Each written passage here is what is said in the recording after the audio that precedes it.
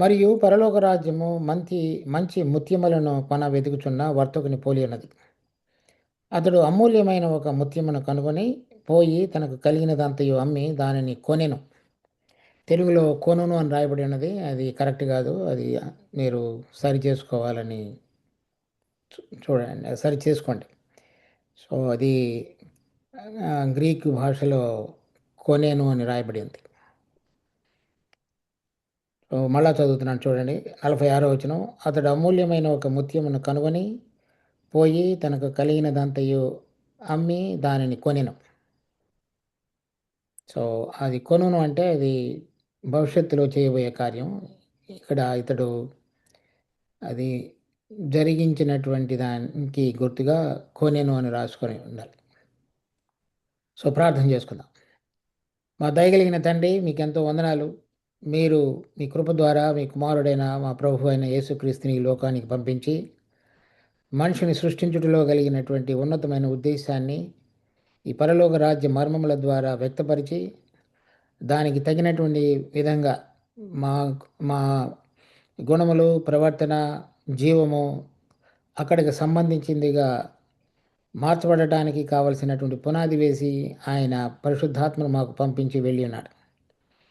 కనుక మేము దాని యొక్క అర్థాన్ని గ్రహించి చూడగలిగిన కనులు, వినగలిగిన చెవులు, గ్రహించగలిగిన హృదయాన్ని మేము కలిగి ఉండి మేము వాటి యొక్క జ్ఞానయుక్తంగా అర్థం చేసుకుంటే మాత్రమే కాకుండా ఆ రాజ్యం యొక్క అనుభవంలోనికి ఇప్పుడు ఆత్మలో జీవించగలిగినటువంటి బిడ్డలంగా మార్చుటకు మాకు సహాయపడండి.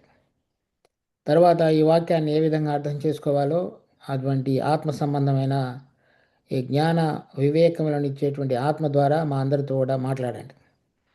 మేము క్షేమాన్ని పొందగలిగేటట్లుగా, మీరు మహిమ పొందగలిగేటట్లుగా ఈ సమయాన్ని మాకు దీవెనకరంగా మార్చమని వేడుకుంటూ రక్షకుడైన యేసునామమున అడుగుతున్నాం తండ్రి. ఆమేన్. ఆమేన్. సో మనం చూస్తున్నటువంటి ఈ పరలోక రాజ్య ఉపమానాల్లో ఈ అధ్యాయంలో 7 ఉపమానాలు చెప్పబడ్డాయి.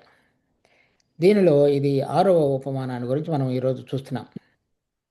సో చెప్పబడినటువంటి ఈ పరలోక రాజ్యం అనేటువంటిది మరలా ఇంకొకసారి సూక్ష్మంగా ప్రభువు రాబోయే దినాలలో 1000 ఏళ్ల పరిపాలన ఈ లోకంలో స్థాపించబోతున్నాడు.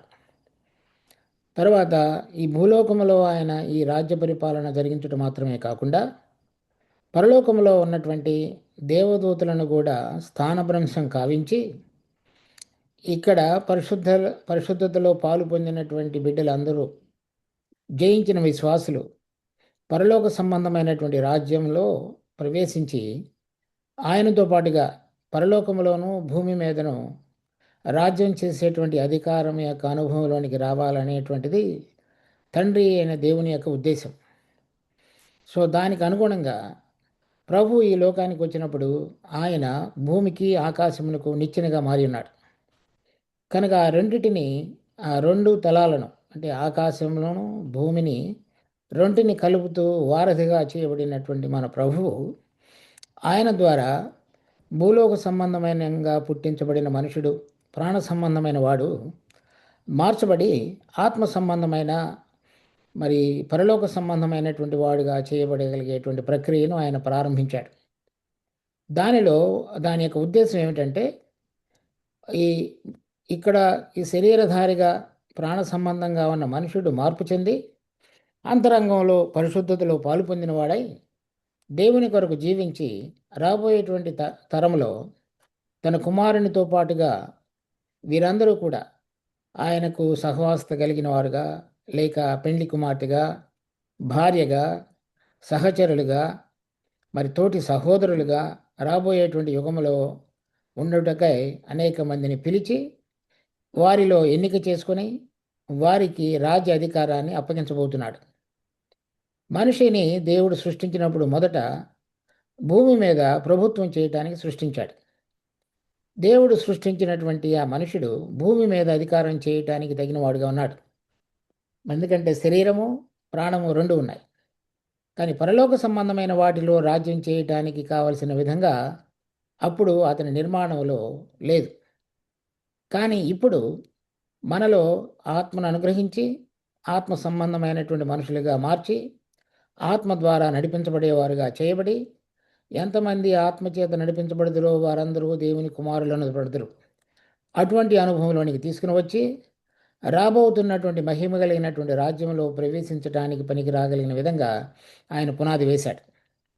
సో ఆ రాజ్యంలో మనము ప్రవేశించుటకు అంతరంగంలో మార్పు, ఆ రాజ్యంలో ప్రవేశించిన వారు బహుమానం పొందగలగటానికి ఆయన కొరకై చేయవలసిన పరిచర్య, ఆ రెండింటిని ఇప్పుడు మన జీవితకాలంలో జరిగించడానికి పనికి రాగలిగిన విధంగా అనేక అవకాశాలు, పరిస్థితులు, మనుషులను మన చుట్టూ ఉంచుతాడు.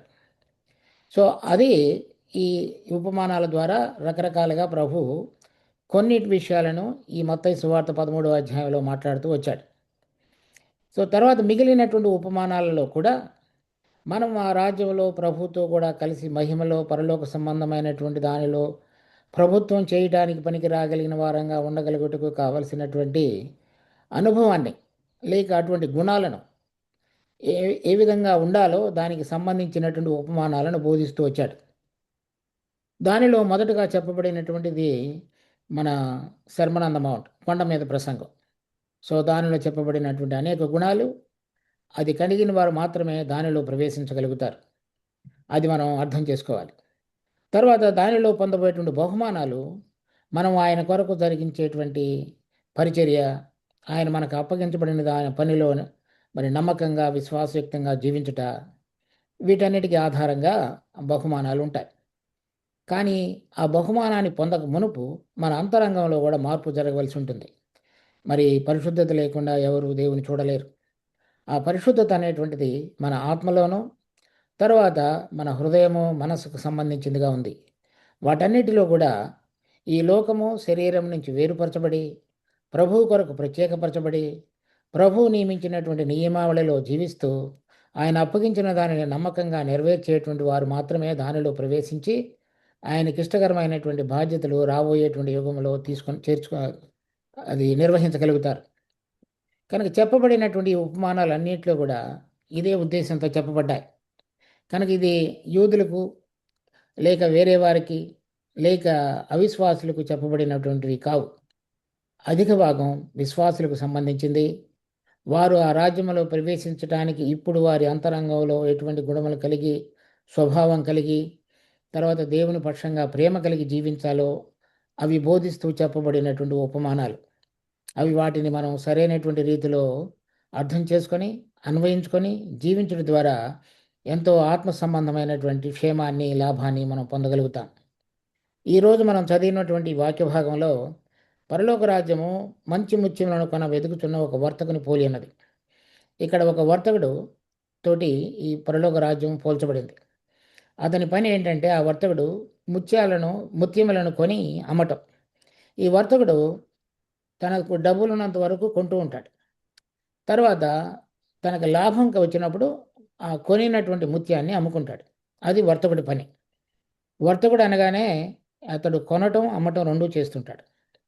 సో అది అతని యొక్క వ్యాపార సరళి.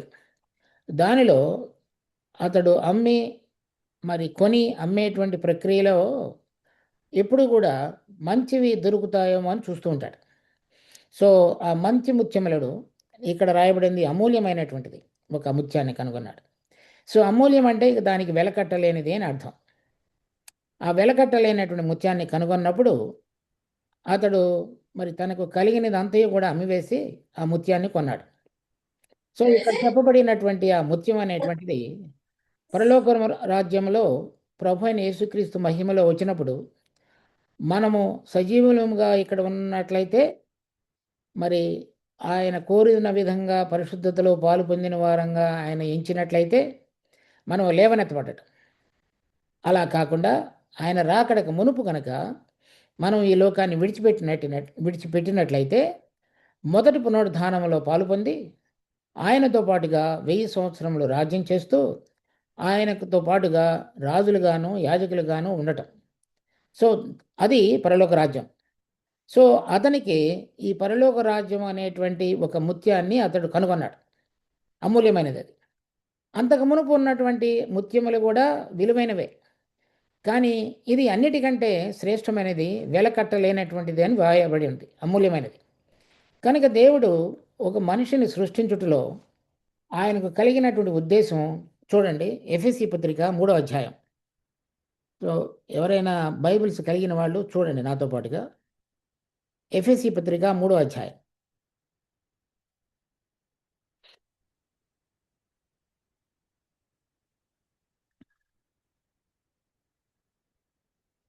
సో, నేను 8వ వచనం నుంచి 11వ వచనం వరకు చదువుతున్నాను.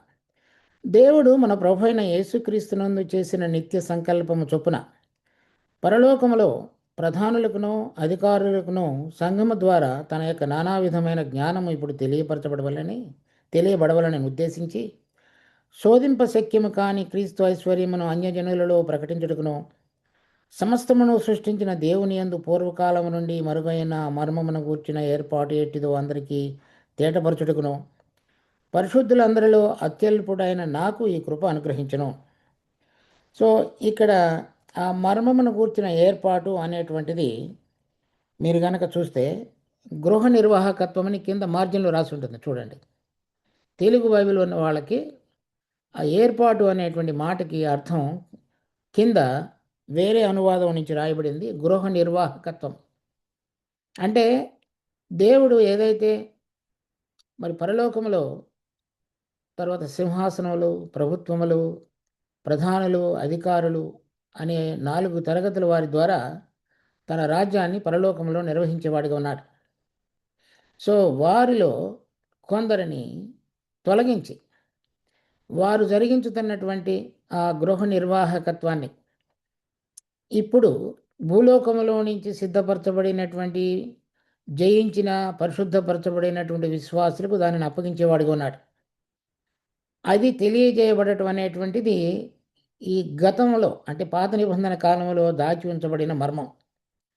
ఆ మర్మాన్ని ఇప్పుడు దేవుడు అపోస్తులకు ప్రవక్తలకు తెలియపరిచాడు. అది ఎందుకు అలా చేస్తున్నాడు అంటే చూడండి, యోబు గ్రంథం 15వ అధ్యాయం.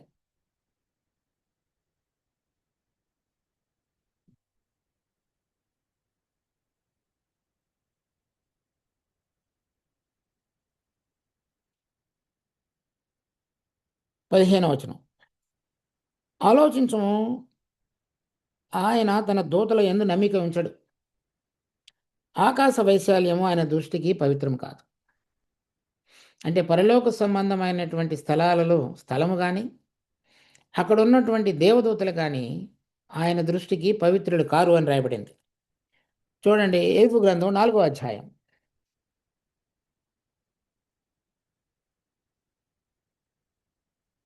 18వ వచనం. ఆయన తన సేవకులను నమ్ముటలేదు, తన దూతల యందు లోపములు కనుగొనుచున్నాడు. అంటే ఈ పరలోక సంబంధమైనటువంటి వారు. తరువాత 21వ అధ్యాయం, యోబు గ్రంథం 21వ అధ్యాయం 22వ వచనం. ఎవడైనాను దేవునికి జ్ఞానము నేర్పున పరలోక వాసులకు ఆయన తీర్పు తీర్చును కదా. తరువాత 25వ అధ్యాయం 5వ వచనం.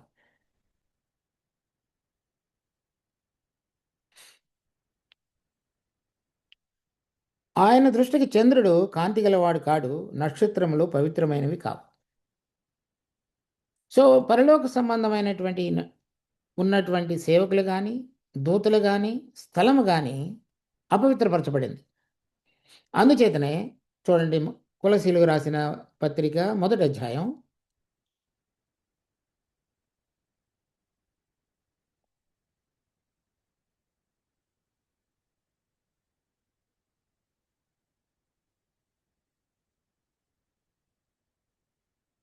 19, 20 వచనాలు.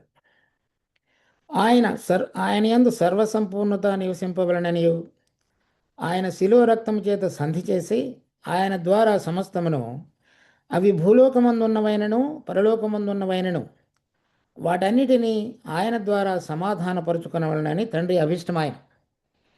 సో భూలోకంలో మనిషి చేసినటువంటి పాపాన్ని బట్టి సృష్టి శపించబడింది. మనిషిలో పాపం నివసిస్తుంది.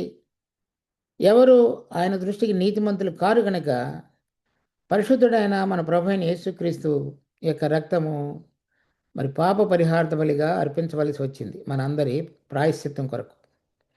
కానీ పరలోకంలో కూడా దేవదూతలు ఆయన దృష్టికి పవిత్రులు కారు గనుక అక్కడున్న వాటితో కూడా దేవుడు సమాధానపరచుకునటానికి ప్రభు అయిన యేసుక్రీస్తు యొక్క రక్తం అవసరమైంది. పరిశుద్ధుడైన ప్రభు అయిన యేసుక్రీస్తు యొక్క రక్తం. తర్వాత చూడండి హెబ్రీ పత్రిక 9వ అధ్యాయం.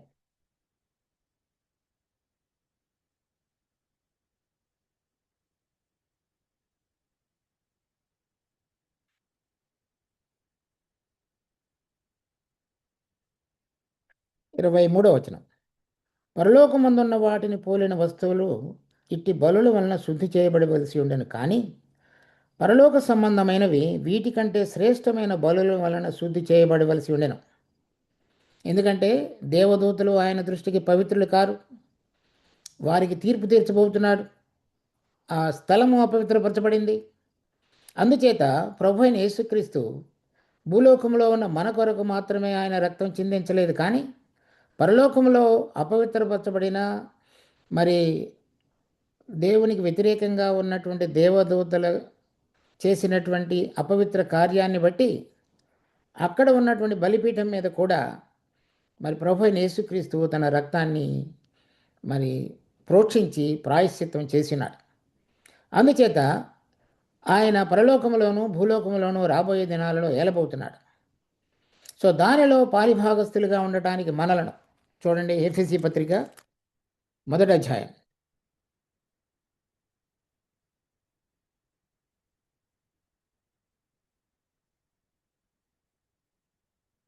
8వ వచనం నుంచి.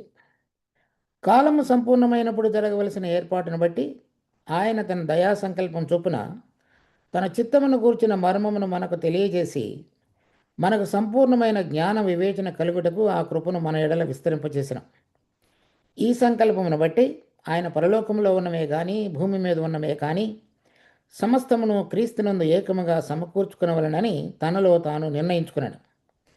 మరియు క్రీస్తునందు ముందుగా నిరీక్షించిన మనము తన మహిమకు కీర్తి కలుగు చేయవలనని దేవుడు తన చిత్త ప్రకారమైన సంకల్పమును బట్టి మనలను ముందుగా నిర్ణయించి ఆయన యందు స్వాస్థ్యముగా ఏర్పరచను. సో ఇది దేవుని యొక్క సంకల్పం. ఆ సంకల్ప ప్రకారంగా ప్రభు అయిన యేసుక్రీస్తు భూలోకములో పరలోకములో మరి సమాధానపరిచినటువంటి కార్యాన్ని సంపూర్ణం చేసి ఉండగా ఆయన చేత పిలువబడి ఏర్పరచబడిన వారు ఆ సంకల్పంలో మరి కుమారుడైన యేసుక్రీస్తు భూలోకములో పరలోకములో రాజ్యం చేయబోయే సమయంలో ఆయన యందు జయించిన పరిశుద్ధపరచబడినటువంటి విశ్వాసులందరూ కూడా ఆ రాజ్య పరిపాలనలో పరలోకంలోనూ భూలోకంలోనూ ఆయనతో పాటుగా ఏలబోయేవారుగా ఉన్నారు. అది పరలోక రాజ్యం. సో ఈ వర్తకుడు మత్తయి సువార్త 13వ అధ్యాయం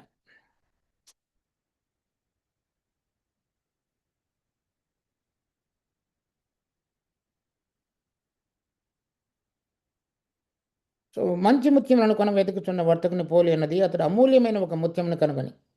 ఇది అమూల్యమైనదంటే దీనికి ఇది వెలకట్టలేనటువంటిది. అంటే ఒక మనుషుడు భూమి మీద ప్రాణ సంబంధిగా శరీరధారిగా ఉంటున్నటువంటి వ్యక్తి పరలోకంలో దేవుని కుమారునితో పాటుగా మహిమా శరీరాన్ని ధరించుకొని దేవదూతలను తొలగించి వారి స్థానంలో మరి తాను రాజ్య పరిపాలన చేయటానికి పనికి రాగలిగినటువంటి అర్హతలోనికి తీసుకుని రాగలిగినటువంటిది ఆ పరలోక రాజ్య సంబంధమైనటువంటి ముత్యం. సో అతడు దానిని కనుగొన్నాడు. సో అతడు దానిని కనుగొన్నప్పుడు తనకు కలిగినదంతా కూడా అమ్మివేసి దీనిని కొన్నాడు, అమూల్యమైనటువంటి దాన్ని. అతడు అంతకు మునుపు వర్తకుడు కాబట్టి మరి కొన్ని ముత్యాలను అమ్మేవాడు, కొన్నిటిని కొనేవాడు. ఇప్పుడు అతడు తనకున్నదంతయు అంటే తనకు అంతకు మునుపు చేసి మరి కూడబెట్టినటువంటి ముత్యాలన్నిటినీ కూడా అమ్మివేసి ఒకే ముత్యాన్ని కొన్నాడు. ఇక ముత్యము అమూల్యమైనది కనుక అతడు దానిని అమ్మడు. సో అది దాని కొరకే వీటన్నిటిని అమ్మివేశాడు కాబట్టి దానిని ఆ విధంగా ఉంచుకున్నాడు. ఒక వర్తకుడు పని అది అమ్మటము కొనటం. ఇప్పుడు ఈ ముత్యాన్ని కొనటం ద్వారా అతని వర్తకం అంతా కూడా ఇప్పుడు ఏమవుతుంది?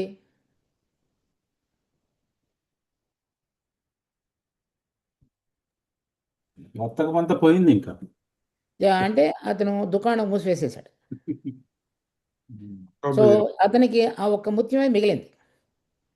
సో అతడు ఆ ముత్యం అంటే ఏదైతే ఇప్పుడు ఇంతకు మునుపు నేను చెప్తూ వచ్చానో, పరలోకంలో కానీ భూమి మీద కానీ రాజ్యం చేసేటువంటి అధికారాన్ని అనేటువంటి ఒక ముఖ్యమైనటువంటి అతి ముఖ్యమైనటువంటిది దేవుని యొక్క సంకల్పం మనిషి పక్షంగా మనుషుని సృష్టించుటలో దానిని అతడు కనుగొన్నప్పుడు అతడు సమస్తాన్ని విడిచిపెట్టి ఆ ఒక్క దానిని పొందగలగటానికి ఏదైతే చేయాలో అది చేశాడు.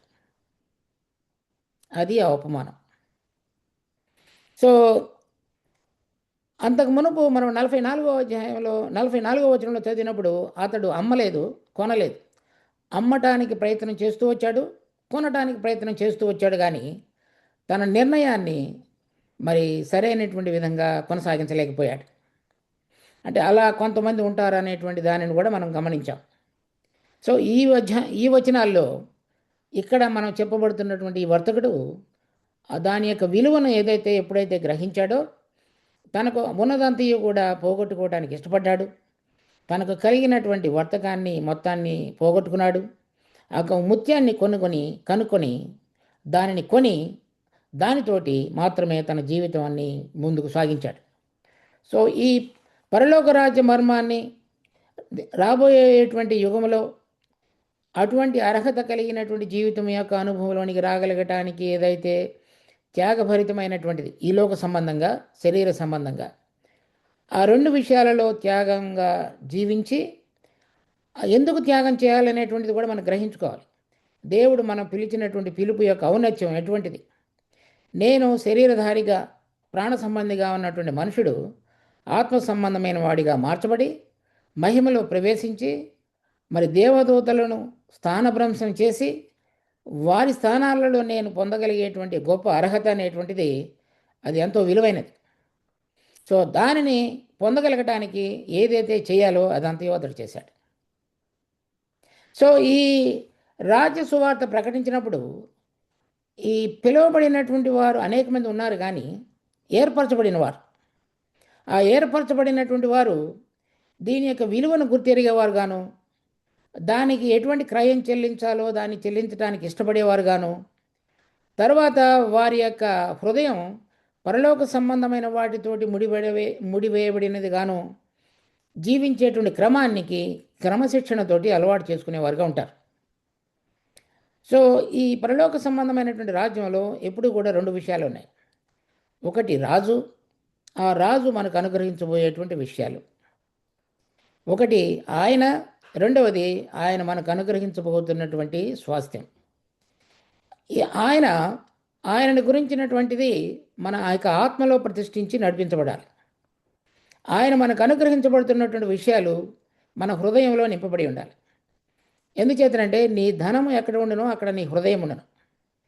ఆయన మనకు అనుగ్రహించబోయేటువంటి పరలోక సంబంధమైనటువంటి రాజ్యము, స్వాస్థ్యము ఇవన్నీ కూడా మన హృదయానికి తాకి వాటిని గనక ప్రేమించేదిగా ఉన్నట్లయితే అప్పుడు ఇక్కడున్నటువంటి మరి విలువ లేనటువంటివి ఆ పరలోక సంబంధమైనటువంటి వాటితో పోల్చినప్పుడు అవి తగినవి కావినటువంటివి మనిషి విడిచిపెట్టగలడు. అది ఆ విలువను అతను కనుగొన్నాడు. ఒక అమూల్యమైన ముత్యాన్ని అతడు కనుగొన్నాడు. సో చాలామంది క్రైస్తవులలో జరుగుతున్నటువంటి సంఘర్షణ ఏంటంటే ఈ పరలోక రాజ్యంలో ఏం జరగబోతుంది, ఎందుకు దేవుడు నన్ను పిలిచాడు, నేను ఏం చేయబోతున్నాను ఆ రాజ్యంలో, తర్వాత దేవుడు నన్ను సృష్టించినటువంటి ఉద్దేశం ఎటువంటిది, తర్వాత దానికి కావలసినటువంటి జయించినటువంటి విశ్వాసం యొక్క విలువ ఎటువంటిది, నేను ఏ విధంగా జీవించాలి అనేటువంటి అంశాలలో సరైనటువంటి అవగాహన లేకపోవటం. ఈ అవగాహన రాహిత్యం వల్ల వారి యొక్క జీవితాలు మరి రక్షణ పొందినప్పటికీ కూడా భూలోక సంబంధమైనవిగా ఇక్కడున్న వాటిని పొందడానికి ప్రయాసపడేటువంటి జీవితాలుగా, దేవుని యొక్క ఉద్దేశాలని సంపూర్ణంగా గ్రహించలేనివిగా ఉండటం చేత ఎప్పుడూ కూడా ఇక్కడున్న వాటితోటి ఇరుకును పడిపోయి జీవించేవారుగా ఉన్నారు. అది ఎంతో దుఃఖకరమైన విషయం. సో ఈ ఉపమానాన్ని మనము కొన్ని ఉదాహరణల ద్వారా మరి చూద్దాం. కానీ ఆ ఉదాహరణల్లోనికి మనం వెళ్ళబోయే మునుపు ఎవరికైనా ఏదైనా ఇప్పటి వరకు చెప్పబడినటువంటి వాటిలో ప్రశ్నలు ఉంటే మనం చూద్దాం.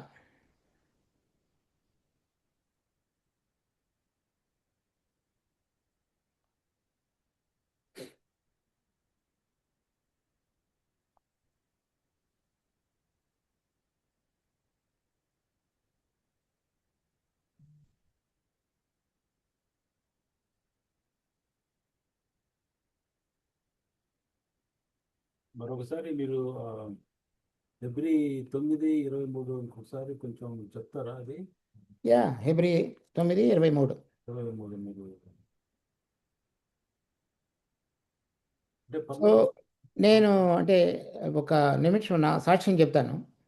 చెప్పండి. నేను మొట్టమొదటిగా రక్షణ పొందినప్పుడు దాదాపు 11 సంవత్సరాల వరకు నా పాప క్షమాపణ అనేటువంటి అనుభవం ద్వారా చాలా సంతోషంలో ఉండేవాడిని. అలా ఉంటున్న సమయంలో ఈ వీధిలో ఎవరు కనపడినా, బస్సులో నా పక్కన ఎవరు కూర్చున్నా, ట్రైన్లో నా పక్కన కూర్చున్నా, ప్రభువుని గురించి చెప్పకుండా ఒక్క రోజు కూడా లేను. ఉమ్. అది అటువంటి విధంగా నా ప్రయాణం సాగింది. అయితే ఒకసారి కొలసీ పత్రిక 1వ అధ్యాయం చూడండి.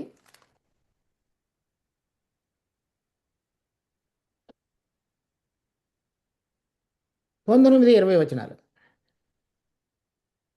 ఆయన యందు సర్వసంపూర్ణత నివసింపవలననియు, ఆయన శిలువ రక్తం చేత సంధి చేసి ఆయన ద్వారా సమస్తమును, అవి భూలోకమందున్నవైనను పరలోకమందున్నవైనను, వాటన్నిటినీ ఆయన ద్వారా తనతో సమాధానపరుచుకొనవలనని తండ్రి అభీష్టమాయన. సో ఆ దినాల్లో నాకు కలిగిన ప్రశ్న ఏంటంటే, భూలోకంలో పాపులమైన మనం అందరం ఉన్నాం కాబట్టి దేవుడు మనతోటి సమాధానపరుచుకునటానికి ప్రభు అయిన యేసుక్రీస్తు యొక్క రక్తాన్ని చిందించాడు. మరి పరలోకంలో ఏముంది?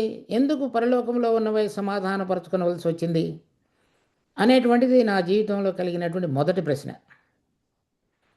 ఆ ప్రశ్నకు సమాధానం నేను చాలామందిని అడుగుతూ శోధిస్తూ వచ్చాను.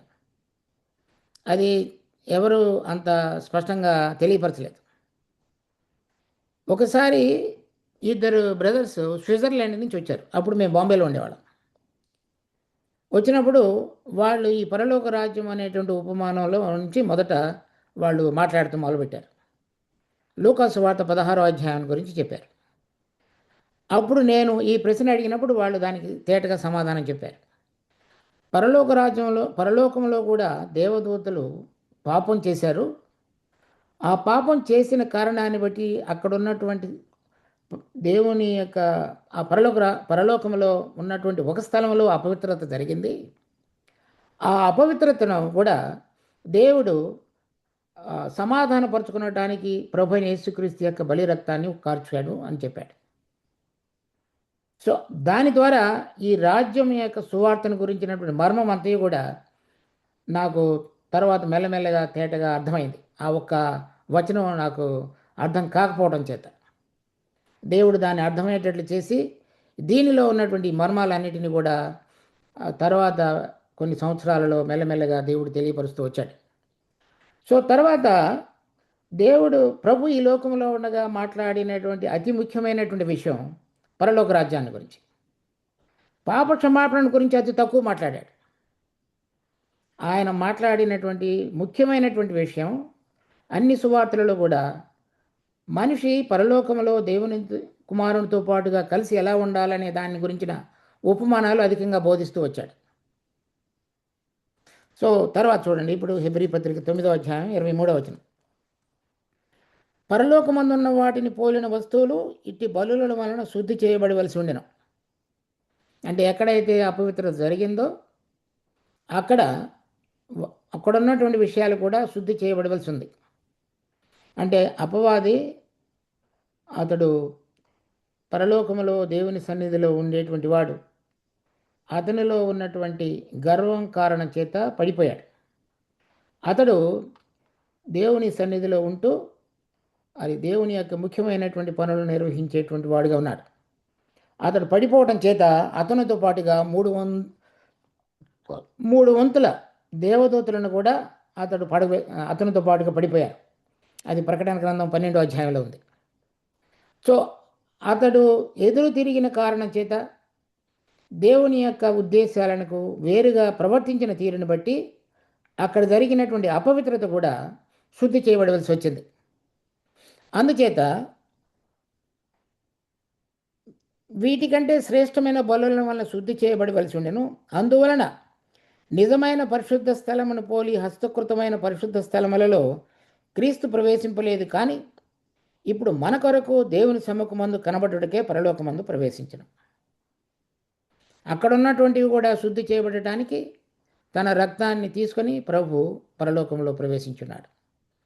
అది కొలసీ పత్రిక 1:20, హెబ్రీ పత్రిక 9:23-24 వచనాల ద్వారా మనకు అర్థమవుతుంది.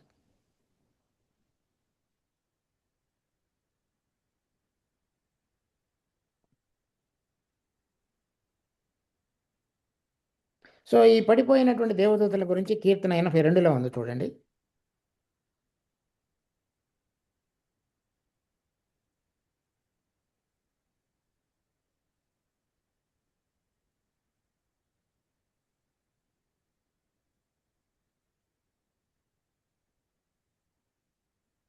ఐదో వచనం, కీర్తన 82:5. జనులకు తెలివి లేదు, వారు గ్రహింపరు, వారు అంధకారంలో ఇటు అటు తిరుగులాడుదురు, దేశమునకున్న ఆధారములన్నీ కదులుచున్నవి. 6వ వచనం, మీరు దైవములనియు మీరందరూ సర్వోన్నతుని కుమారులనియు నేనే సెలవిచ్చున్నాను. ఆయనను ఇతర మనుషులు చనిపోవునట్లు మీరును చనిపోదురు, అధికారులలో ఒకడు కూలినట్లు మీరును కూలుదురు.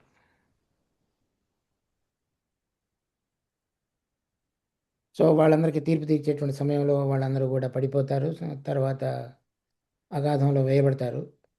కానీ ఇప్పుడు వారు ఉంటున్నటువంటి ఆక్రమించి ఉన్నటువంటి స్థలం అపవిత్రపరచబడింది. అది శుద్ధీకరించబడటం అనేటువంటిది ప్రభువు చేసినటువంటి మొదటి కార్యం. తర్వాత వాళ్ళందరినీ కూడా ఖాళీ చేయించి ఆ స్థలాన్ని సిద్ధపరిచిన తర్వాత ఆయన తిరిగి వచ్చినప్పుడు ఆయన మనలను తీసుకుని వెళ్ళి ఆ స్థలంలో మనల్ని నింపేవాడుకున్నాడు. సో అది పరలోక రాజ్యంలో జరిగేటువంటి కార్యం. పరలోక రాజ్యం సంబంధమైనటువంటి వాటిలో అపవిత్రత జరిగింది. వాటి కొరకు కూడా మన ప్రభు ఆ, రక్తాన్ని తీసుకువెళ్ళి కార్చాడు. మరి అప్పుడు అపవిత్రత ఎందుకు జరిగింది? మరి వాటికి కూడా క్షమాపణ వస్తుందా? మరి కాదు కదా. వాటికి క్షమాపణ లేదు. అదే మనిషికి ఇవ్వబడినటువంటి ప్రత్యేకత. వాళ్ళకి క్షమాపణ లేదు. అంటే ఇప్పుడు 23వ వచనంలో పరలోక సంబంధమైన మందున్న వాటిని పోలిన వస్తువులు, అంటే ఇప్పుడు అది మోషే తయారు ఇక్కడ కట్టినటువంటి బలిపీఠాలు బలిపీఠం పోలింది కాబట్టి అది శుద్ధి చేయబడవలసి ఉండను. కానీ పరలోక సంబంధమైనవి మరి శ్రేష్టమైన బలులు, మరి శ్రేష్టమైన బలం, అంటే ప్రభు యొక్క కార్యం అక్కడ. ప్రభు అయిన యేసుక్రీస్తు యొక్క రక్తం శ్రేష్టమైన బలి అంటే. కానీ పరలోక సంబంధమైనవి అన్నప్పుడు అది మన కొరకు సిద్ధపరచబడింది కదా. అది అదే వాళ్ళు వాళ్ళు వాళ్ళు ఖాళీ చేస్తేనే అది మనకు వచ్చేది. వాళ్ళ ప్లేస్ లో మనం మనం మనం వెళ్ళడానికి, వాళ్ళ ప్లేస్ లో మనం వెళ్ళడానికి. అందుకని ఇప్పుడు యోహాను సువార్త 14వ అధ్యాయంలో నేను వెళ్ళి మీకు స్థలం సిద్ధపరిచి తిరిగి వస్తాను, ఆ స్థలమే ఇది. వాళ్ళు ఉన్నారు ఇప్పుడు అక్కడ. వాళ్ళు ప్రకటన గ్రంథం 12వ అధ్యాయంలో ఉంది, ఈ జయించిన విశ్వాసులు ఆ స్థానానికి వెళ్ళినప్పుడు వాళ్ళు పడగొట్టబడి భూమి మీద పడవేయబడతారు. అప్పుడు ఈ జయించిన విశ్వాసులు ఆ స్థలాన్ని ఆక్రమించుకోగలుగుతారు. ఇప్పుడు వాళ్ళు ఉన్నటువంటి స్థలంలో వాళ్ళు భూమి మీద రాజ్యం చేస్తున్నారు. వారు పరలోకంలో ఉంటారు. వారు ఈ లోక యుగ సంబంధమైనటువంటి అధిపతి అతను.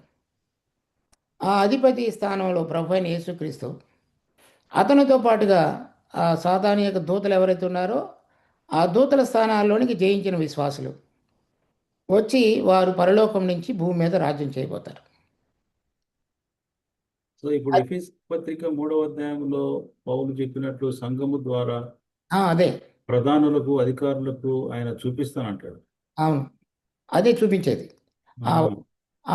ఆ ఓడి కొట్టబడినటువంటి ఆ ప్రధానులు అధికారులందరికీ కూడా ఈ జయించినటువంటి సంఘం ద్వారా దేవుడు చేస్తున్న కార్యాన్ని తెలియపరుస్తాడు.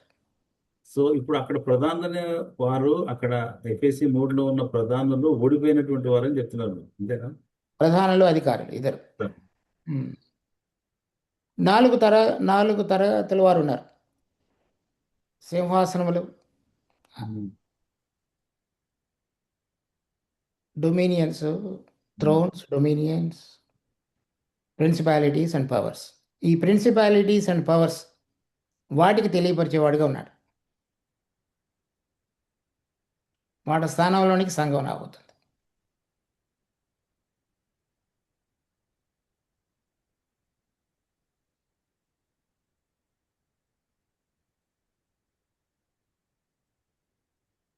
లేకపోతే దేవుడు మనిషిని సృష్టించుటలో కేవలము పాపక్షమాపణ మాత్రమే అయితే ఇంత పరిశుద్ధంగాను లేకపోతే ఇలా జయించిన జీవితం యొక్క అర్థం లేదు. సో ఎందుకు జీవించాలి జయించిన జీవితం? లోకం నుంచి వేరైన జీవితం పరిశుద్ధతలోనికి ఎందుకు రావాలి? వారు ఈ లోకంలో ప్రభుత్వం చేస్తున్నారు కాబట్టి వారిని ఓడించకుండా వారి స్థానంలోనికి మనం ఎలా రాగలుగుతాం? రాలేం. వారిని ఓడించాలి. ఓడించాలంటే మనిషి యొక్క శక్తి ద్వారా చేయలేడు, కానీ అలా చేయగలగటానికి అవసరమైనటువంటి దేవుని యొక్క జీవం, పరిశుద్ధాత్మ యొక్క శక్తి, ఆ రెండింటిని దేవుడు మనకు ప్రసాదించి ఆయన మనలో ఉండి నడిపించడం ద్వారా, లేక ఆయన జయించిన జీవితాన్ని మనం అన్వయించుకోవడం ద్వారా మనం కూడా జయించగలిగినటువంటి వారంగా చేయాలనేటువంటిది దేవుని యొక్క సంకల్పం. అలా చేయబడినటువంటి దానికి లోబడుతూ ఆ జీవాన్ని అన్వయించుకొని ఆత్మ యొక్క ప్రభావం ద్వారా జీవించే వారందరినీ రాబోయే యుగంలో తన కుమారునితో పాటు సహచరులుగా, పాలిభాగస్తులుగా, ఆయనతో పాటు రాజ్యం చేసేవారిగా, గృహ నిర్వాహకర్తలుగా వారిని నియమించి తండ్రి మహిమపరచబడబోతున్నాడు.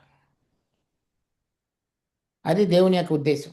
అది పరలోక రాజ్యానికి సంబంధించిన దేవుని యొక్క నమూనా.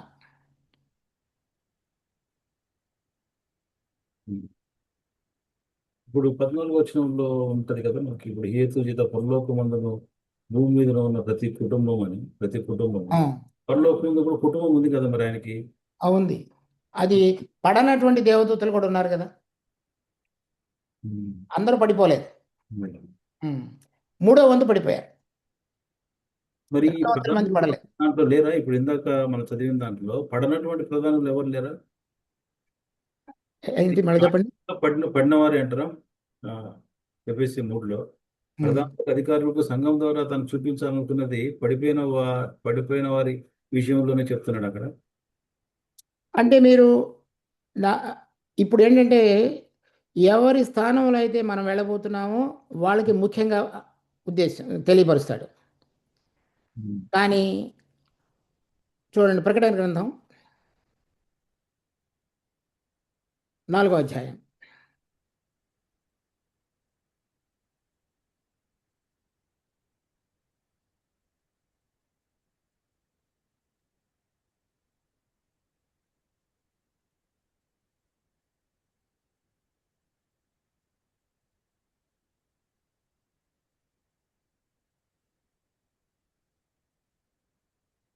సో 10, 11 వచనాలు.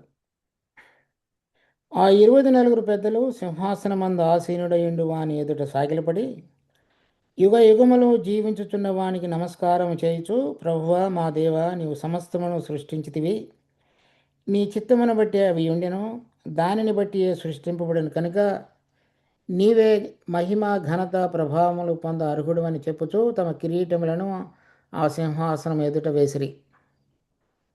సో ఇక్కడ ఉన్నటువంటి 24 పెద్దలు, 4 జీవులు, వారందరూ కూడా ప్రభు అయిన యేసుక్రీస్తు సింహాసనాసీనుడై ఉండగా ఆయన ఎదుట సాగిలపడి వారి యొక్క సింహాసన కిరీటాలను ఆయన ఎదుట పెట్టేశారు. అంటే వారికి కలిగినటువంటి ప్రభుత్వాన్ని, అధికారాన్ని ఖాళీ చేసేస్తున్నారు, కిరీటం పక్కన పెట్టేటువంటి. తర్వాత వాళ్ళు అదే దానిలో మళ్ళీ 5వ అధ్యాయం చూడండి, 9, 10 వచనాలు. ఆ పెద్దలు, నీవు ఆ గ్రంథమును తీసుకొని దాని ముద్రలను విప్పుటకు యోగ్యుడవు, నీవు వధింపబడిన వాడవై నీ రక్తమిచ్చి ప్రతి వంశములోనూ ఆయా భాషలు మాట్లాడు వారిలోనూ ప్రతి ప్రజలోనూ ప్రతి జనములోనూ దేవుని కొరకు మనుషులను కొని మా దేవునికి వారిని ఒక రాజ్యముగాను యాజకులను గాను చేసితివి, కనుక వారు భూలోకమందు ఏలుదురని క్రొత్త పాట పాడుదురు. ఇది కూడా దేవదూతలు పాడుతున్నారు. ఏమని పాడుతున్నారంటే, భూలోకంలో నుంచి మా దేవుని కొరకు కొంతమంది ప్రజలను కొన్నావు, ఆ కొనినటువంటి ప్రజలు భూలోకంలో రాబోయే దినాలలో ఏలబోతున్నారు, ఇది నీవు చేసిన కార్యం అని చెప్పి ప్రభువుని కనపరుస్తున్నారు. సో ఇక్కడ 4వ అధ్యాయంలో చూసినటువంటి 24 పెద్దలు, 4 జీవులు, 5వ అధ్యాయంలో చూస్తున్నటువంటి దేవదూతలు, వీరందరూ దేవుని పక్షంగా ఉన్నవారు. సో వాళ్ళు కూడా జయించిన విశ్వాసంలో చూస్తారు, వాళ్ళు కూడా ఆనందిస్తారు. అక్కడ 3వ అధ్యాయం ఎఫెసీ పత్రికలో చెప్పబడినప్పుడు ఈ దేవునికి వ్యతిరేకంగా లేచిన వాళ్ళకి చూపిస్తున్నాడు దేవుడు, మనుషుల పక్షంగా దేవుడు చేసిన కార్యం. కనుక ఈ దేవదూతలు ఈ మనుషులకు చూపించడానికి చేసిన కార్యం 2 రకాలుగా కూడా చూడొచ్చు. ప్రకటన గ్రంథంలో చూసినప్పుడు మంచి దేవదూతలు, ఎఫెసీ పత్రికలో చూసినప్పుడు ఓడించబడినటువంటి దేవదూతలు. అంటే అది ఎఫెసీ పత్రికలో చెప్పబడినటువంటి ప్రధానులు, అధికారులు కూడా వాళ్ళలో మంచివాళ్ళు లేరా అంటే ఉండొచ్చు. కానీ ఓడించబడినటువంటి శత్రువు ఎదుట కూడా దేవుడు ఏ విధంగా మనుషుని పక్షంగా కార్యం చేశాడో అది కూడా చూపించాలని కోరుతున్నాడు. సో దాని తర్వాత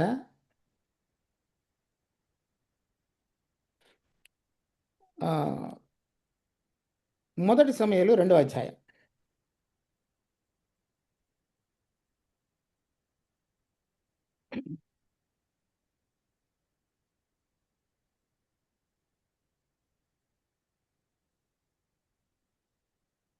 8వ వచనం.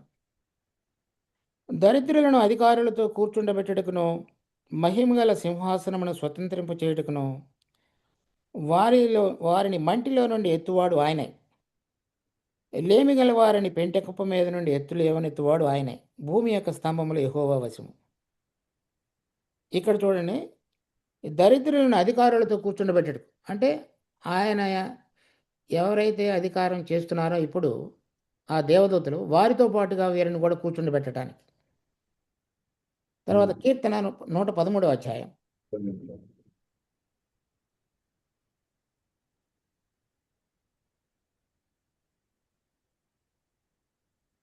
5వ వచనం నుంచి. ఉన్నత మందు ఆసీనుడైన మన దేవుడైన యెహోవాను పోలిన వాడెవడు? ఆయన భూమి ఆకాశములను వంగి చూడాలనుగ్రహించున్నాడు. అంటే రెండింటిని కలిపి చూడాలని చూస్తున్నాడు. ప్రధానులతో, తన ప్రజల ప్రధానులతో వారిని కూర్చుండబెట్టుటకై ఆయన నేల నుండి దరిద్రులను లేవనెత్తువాడు, పెంట కుప్ప మీద నుండి బీదలను పైకెత్తువాడు. ఆయన సంతులేని దానిని ఇల్లాలుగాను, కుమారుల సంతోషం గల తల్లిగాను చేయను. ప్రధానులతో, తన ప్రజల ప్రధానులతో వారిని కూర్చుండబెట్టుటకై. తరువాత ప్రకటన గ్రంథం 3వ అధ్యాయం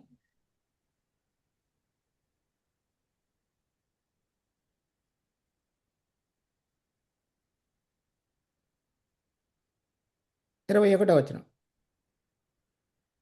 నేను జయించి నా తండ్రితో కూడా ఆయన సింహాసనమందు కూర్చుండిన ప్రకారము జయించువానని నాతో కూడా నా సింహాసనమందు కూర్చుండనిచ్చెదను పరలోకంలో.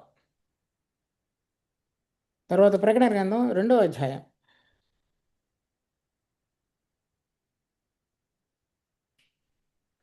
26, 27. నేను నా తండ్రి వలన అధికారము పొందినట్లు జయించుచు అంతం వరకు నా క్రియలు జాగ్రత్తగా చేయువానికి జనుల మీద అధికారం ఇచ్చేదను. అతడు ఇనుపదండముతో వారిని ఏలును. వారు కుమ్మరి వాని పాత్రల వలె పగలగొట్టబడుదురు. ఇక్కడ సంఘానికి చెప్తున్నాడు ఆ బహుమానం. ప్రభువు కూడా ఇనుపదండంతో వెళ్తాడు. జయించిన విశ్వాసులు కూడా ఇనుపదండంతో వెళ్తారు. ఆయన భూలోకంలోనూ పరలోకంలోనూ రాజ్యం చేస్తాడు. వీరు కూడా ఆయనతో పాటుగా భూలోకంలోనూ రాజ్యం చేస్తారు, పరలోకంలో కూడా ఆయనతో పాటుగా కూర్చుంటారు. సో అటువంటి గొప్ప మర్మాన్ని, అతడు అమూల్యమైన ముత్యాన్ని దాన్ని కనుగొన్నాడు అతను.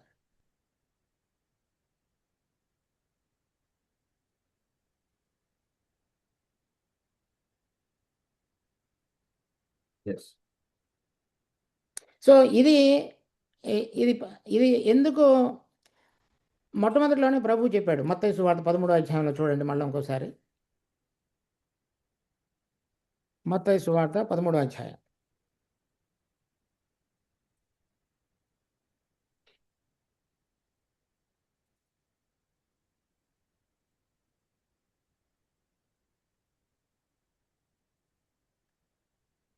13-15 వచనాలు. ఈ ప్రజలు కన్నులారా చూచి, చెవులారా విని, హృదయముతో గ్రహించి, మనసు త్రిప్పుకొని నా వలన స్వస్థత పొందకుండానట్లు వారి హృదయం క్రొవ్వినది, వారి చెవులు వినుటకు మందములైనవి, వారి కన్నులు మూసుకొని ఉన్నారు, కనుక వారు వినుట మట్టుకు విందురు కానీ గ్రహింపనే గ్రహింపరు, చూచుట మట్టుకు చూతురు కానీ ఎంత మాత్రమూ తెలుసుకొనరు అని యెషయా చెప్పిన ప్రవచనము వీరి విషయమై నెరవేర్చున్నది. అంటే ప్రభు ఎవరితోటైతే ఈ 4వ అధ్యాయం నుంచి 12వ అధ్యాయం వరకు చెప్తూ వచ్చాడో వారందరిని గురించి ఆ విధంగా మాట్లాడుతున్నాడు. 16వ వచనం, అయితే మీ కన్నులు చూచుచున్నవి కనుక అవి ధన్యములైనవి, మీ చెవులు వినుచున్నవి కనుక అవి ధన్యములైనవి.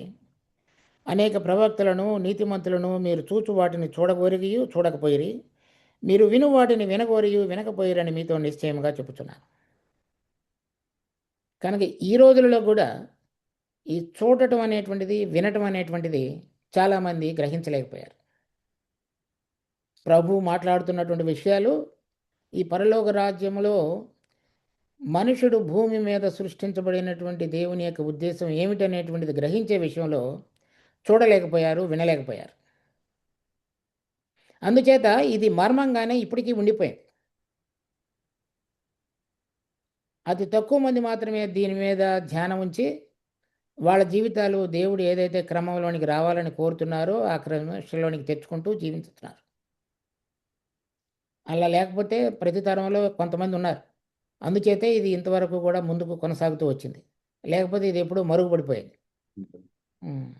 కనుక ఇప్పుడు ఈ తరంలో దేవుడు ఇది మనకు తెలియపరిచుండగా దీని యొక్క విశిష్టతను మనం గుర్తెరిగి అమూల్యమైన ముత్యాన్ని కనుగొనటువంటి అతను అన్నిటికంటే ఉన్నతమైన దానిగా దీన్ని గుర్తించాడో ఆ విధంగా ప్రతి విశ్వాసి తన జీవితంలో ప్రభువుతో కూడా కలిసి రాజ్యం చేయటం అనేటువంటిది గుర్తెరగాలి, దాని యొక్క విశిష్టతని. దాని కొరకు ఈ ఉపమానాలలో చెప్పబడినటువంటి ప్రవర్తన, తర్వాత క్రమశిక్షణతో కూడినటువంటి జీవిత నియమం అన్వయించుకుంటూ ప్రభువుని తమ ఆత్మలో ప్రభు అనుగ్రహించబోయే విషయాలను తమ హృదయాలలో ప్రతిష్ఠించుకొని జీవించడం నేర్చుకోవాలి. అప్పుడు మాత్రమే ఈ భూలోకంలో ఉన్న వాటి నుంచి ప్రత్యేకత, శరీర సంబంధమైన వాటి మీద జయం పొందగలిగి పరిశుద్ధతలో పాలు పొంది దేవునికి ఇష్టకరంగా జీవించగలుగుతాడు విశ్వాసి.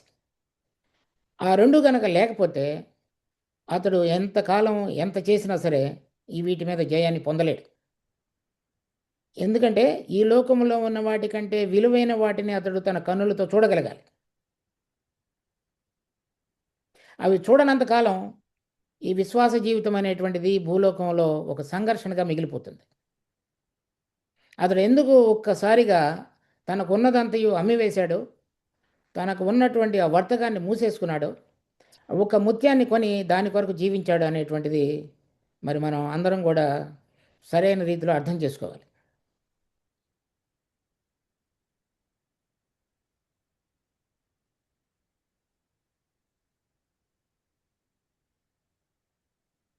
ఎవరికైనా ఏమైనా క్వశ్చన్స్ ఉన్నాయా ఎవరికైనా?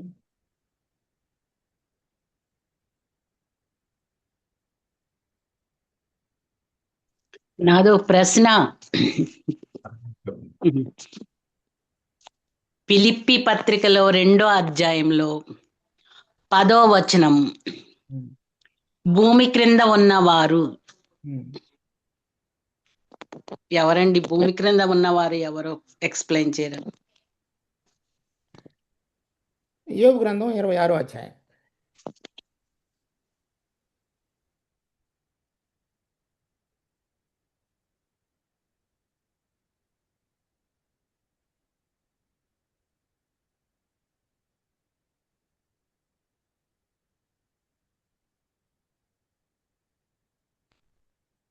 యోబు గ్రంథం 26వ అధ్యాయం 5వ వచనం, జలముల క్రిందను వాటి నివాసుల క్రిందను ఉండు ప్రేతలు విలవిలలాడుదురు. ఆయన దృష్టికి పాతాళము తెరవబడి ఉన్నది, నాశన కోపము బట్టబయలుగా ఉన్నది. చదివారా అది?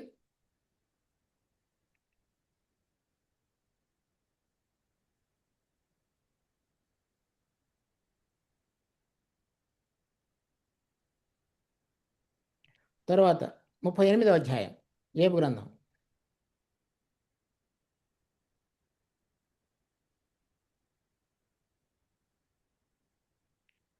సముద్రపు ఊటలలోనికి నీవు చొచ్చితివా, మహాసముద్రపు అడుగున నీవు సంచరించితివా, మరణ ద్వారములు నీకు తెరవబడిన మరణాంధకార ద్వారములను నీవు చూచితివా. ఉమ్, సో ఈ భూమి కింద ఉన్నటువంటిది ఉమ్, పాతాళం. ఉమ్, పాతాళములో ఉన్నటువంటిది, ఆ పాతాళ లోకములో ఉన్నటువంటిదే మరణలోకం, అంటే మృతులు ఉమ్. ఉండేటువంటి లోకం. ఉమ్, దానిలో అన్నిటికంటే లోతైనటువంటిది అగాధం, ఉమ్, బాటమ్లెస్ పిట్ అంటారు ఇంగ్లీష్లో. ఉమ్, సో ఈ పాతాళం అనేటువంటిది భూమి కింద, అంటే సముద్రం కింద ఉన్నది. దానిలో ఉన్నటువంటి ఒక సెక్షన్స్, అంటే ఆ, విభాగాల్లో ఒక విభాగం అగాధం. ఉమ్, దానిలో ఉమ్, మనుషులు, అంటే ఇక్కడి నుంచి చనిపోయి వెళ్ళిన వాళ్ళు, తర్వాత దేవునికి వ్యతిరేకంగా లేవిచ్చినటువంటి దేవదూతలు, తర్వాత అందరికంటే ఇంకా లోతుగా ఉన్నటువంటిది అగాధం. ఈ 1000 సంవత్సరాల పరిపాలనా సమయంలో అపవాది బంధించబడి ఉండబోయేటువంటి స్థలం. అవన్నీ కూడా భూమి కింద ఉన్నటువంటివి. ఉమ్. సో కీర్తనలు 135వ అధ్యాయం.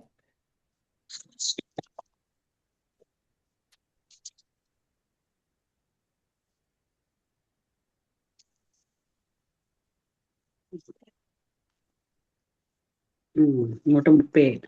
6వ వచనం. ఆకాశమందు, భూమి యందు, సముద్రముల యందు, మహాసముద్రముల యందు. తనకి ఇష్టమైన జరిగించేవాడు. అంటే ఇవన్నీ కూడా దేవుని యొక్క ఆధీనంలో ఉన్నటువంటి ప్రాంతాలు. వాటన్నిటిలో కూడా రాబోయేటువంటి యుగంలో ప్రభు అయిన యేసుక్రీస్తుకి అధికారాన్ని తండ్రి అయిన దేవుడు అప్పగించబోతున్నాడు. ఆయనకు అప్పగించబడినటువంటి అధికారం అంతటిలో జయించిన విశ్వాసులకు కూడా పాలు ఉంది.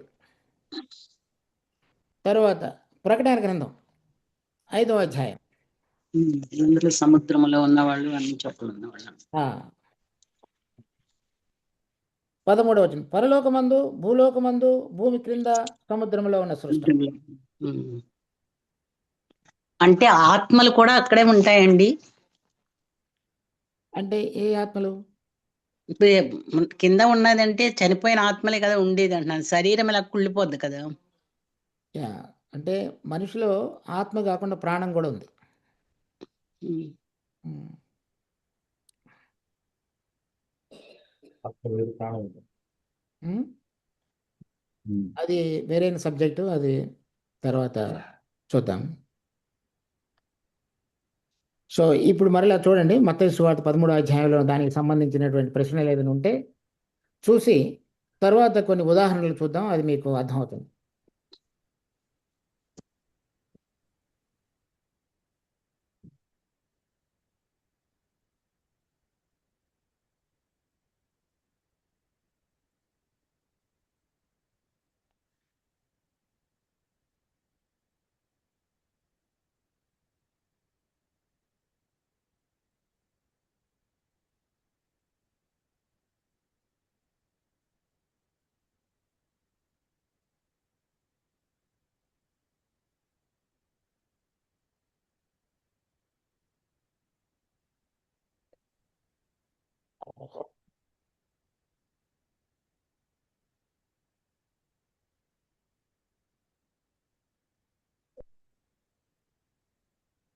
సరే, ఉదాహరణలు చూద్దాం. చూడండి బ్రదర్, 44కి 45కి తేడా ఏంటి అంటే, అది ఒక మనుషుడు దానికి అనుగుని దాచిపెట్టి అది దొరికిన సంతోషంతో తనకు కలిగిందంతా కూడా అమ్మి పొలాన్ని కొన్నాడు కదా.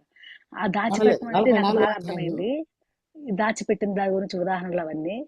తనకు కలిగినదంతా కూడా అమ్మి ఆ పొలాన్ని కొన్నాడు అని అక్కడ రాయబడింది. ఇక్కడ కూడా వర్తకుడు అమూల్యమైన ముత్యాన్ని కనుగొని దానికి కలిగినంతా అమ్మి కొన్నాడు అని ఉంది. కాబట్టి అది కొన్నాడు, ఇది కొన్నాడు కదా. అదే దాచిపెట్టాడు అది వేరే సబ్జెక్ట్ లో చక్కగా అది వివరంగా చెప్పారు. దాచిపెట్టిన అంటే ఎవరైతే అదే దెయ్యం పట్టిన వాళ్ళు తండ్రి తల్లిదండ్రులు వాళ్ళు చెప్పడం అదే దాచిపెడతాం అట్లాంటివన్నీ నాకు బాగా అర్థమైంది. కానీ అక్కడ కూడా సంతోషంతో తనకు కలిగినంత అన్ని పొలాన్ని కొన్నాడు అని రాయబడింది. ఇక్కడ కూడా ముత్యాన్ని కొన్నాడు అని రాయబడింది. అన్ని తనకు కలిగినంత. తెలుగు బైబిల్ ఉందా? మీ దగ్గర తెలుగు బైబిల్ ఉందా? తెలుగు బైబిలే ఉంది. 44వ వచనం చదవండి. పరలోక రాజ్యము పొలంలో దాచబడిన ధనమును పోలి ఉన్నది. ఒక మనుషుడు దాన్ని కనుగొని దాచిపెట్టి అది దొరికిన సంతోషంతో వెళ్ళి తనకు కలిగినదంతయు అమ్మి ఆ పొలమును కొనును. అంటే కొన్నాడా కొంటాడని అర్థం. అది కొనును అంటే ఫ్యూచర్. సేమ్ ఇదే ఆ, ఇదే ఆ, అంటే 45లో కూడా అలా చెప్పాడు. మనం 46లో కూడా 44 కొనును వరకు అన్నాడు. ఆకండి, ఒక్క నిమిషం, 44 వరకు ఆకండి. ఉమ్, అతడు కొనును అంటే కొనలేదని అర్థం. ఆ, ఆ, అమ్మి కొనాలనేటువంటి ప్రయత్నంలో ఉన్నాడు, కానీ ఆ కార్యాన్ని ముగించినట్లుగా రాయబడలేదు అతని విషయంలో. అదే అలా చాలామంది విశ్వాసులు ఎలా ఉన్నారంటే, ఈ విషయాన్ని అర్థం చేసుకున్నప్పటికీ కూడా వాళ్ళకి కనబడుతున్నటువంటి విషయాలు, భూలోక సంబంధమైన ఉన్నటువంటి ఆకర్షణ ఎటువంటిదంటే, పరలోకంలో దాన్ని పొందటానికి వాళ్ళు ఏమాత్రం కూడా ప్రయత్నం చేయడానికి, ఈ లోకంలో ఉన్న వాటిని విడిచిపెట్టడానికి ఇష్టపడట్లేదు. అతడు అమ్మటానికి ఇష్టపడతలేదు. అమ్మి వాటిని కొనాలి. అంటే అవును. ఇక్కడున్న వాటిని అమ్మాలి, అక్కడున్న వాటిని కొనాలి. ఉమ్. ఇక్కడున్న వాటిని అమ్మకుండా వాటిని కొనలేడు అతను. అంటే అంటే ఇక్కడున్న ఒకటే వాటికి, పరలోక రాజ్యంలో ధనానికి ఇక్కడున్న వాటికి ఏదైతే క్రయం చెల్లించాలో అది చెల్లించడానికి అతనికి ఇష్టపడిన మనసు లేదు. ఉమ్, అదే ఈ సేమ్ రెండవ ఇక్కడ కూడా అలాగే అలా కాదు. 46లో కూడా ఇప్పుడు అలాగే తెలుగులో చెప్పాడు నేను అని. మొట్టమొదటిలోనే ట్రాన్స్లేషన్లో పొరపాటు ఉందని చెప్పాను. ఆ, ఆ, గ్రీకులో ఉమ్, చెప్పబడినప్పుడు ఈ 46వ వచనంలో చెప్పబడినటువంటి అతని గురించి ఏం చెప్పారంటే కొనెను అని రాశారు. నేను అందుకనే ఈరోజు మొదటిలో ప్రారంభించినప్పుడే చెప్పాను. చెప్పారు. కానీ అది తెలుగు బైబిల్లో మాత్రం కొనును కొనును అదే అనే అదే ఉంది. పొరపాటు, అది మనం సరి చేసుకోవాలి. ఆ, కొనేను ఇది అని కొనెను రాసుకోవాలి. అని పెట్టాలన్నమాట. ఆ, కొనెను ఆ, అది కొనేను. కొనును. అది కొనును. ఓకే, అప్పుడు అర్థమవుతుంది కరెక్ట్ గా. ఆ, కానీ ఇది మీరు చెప్పారు కాబట్టి అర్థమవుతుంది. కానీ ఆ బైబిల్ చదివే ప్రతి ఒక్కరికి కూడా కొనును కొనును అని ఉంది కాబట్టి అర్థం కాదేమో, అది వివరంగా చెప్తేనే తప్ప అర్థమవుతుందేమో అని అంటే అదే అది అనుకుంటా. అది దురదృష్టం. అంటే మన తెలుగు భాష ట్రాన్స్లేషన్లో జరిగిన పొరపాటు అది. అది okay, um. Thank you. Um. So చూడండి, మత్తయి అది హెబ్రీ పత్రిక 11వ అధ్యాయం.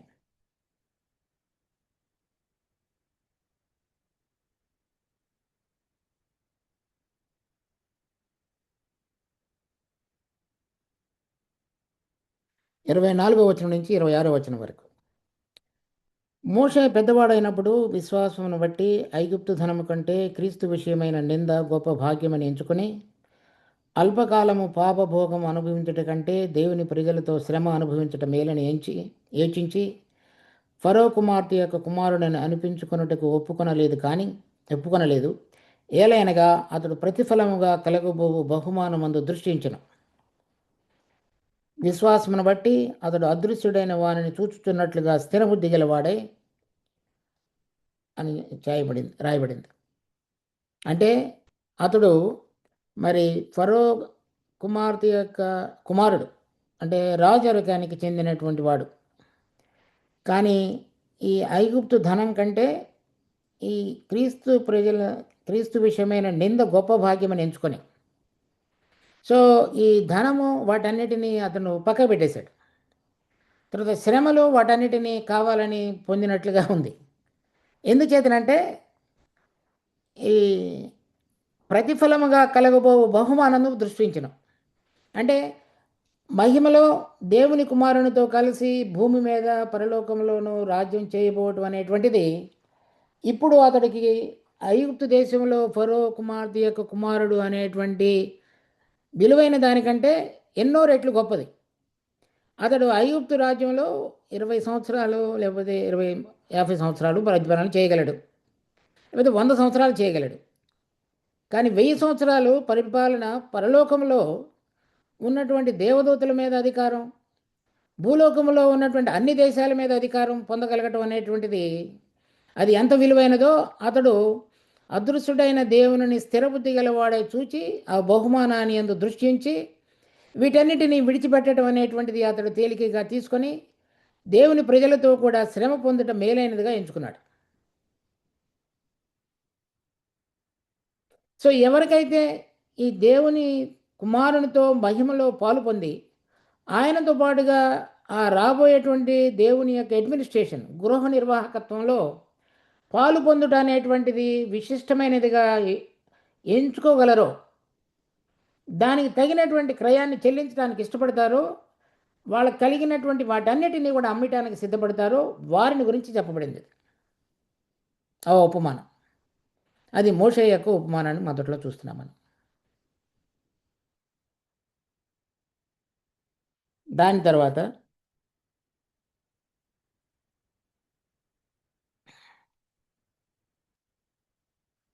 రెండవ సమూయేలు 15వ అధ్యాయం.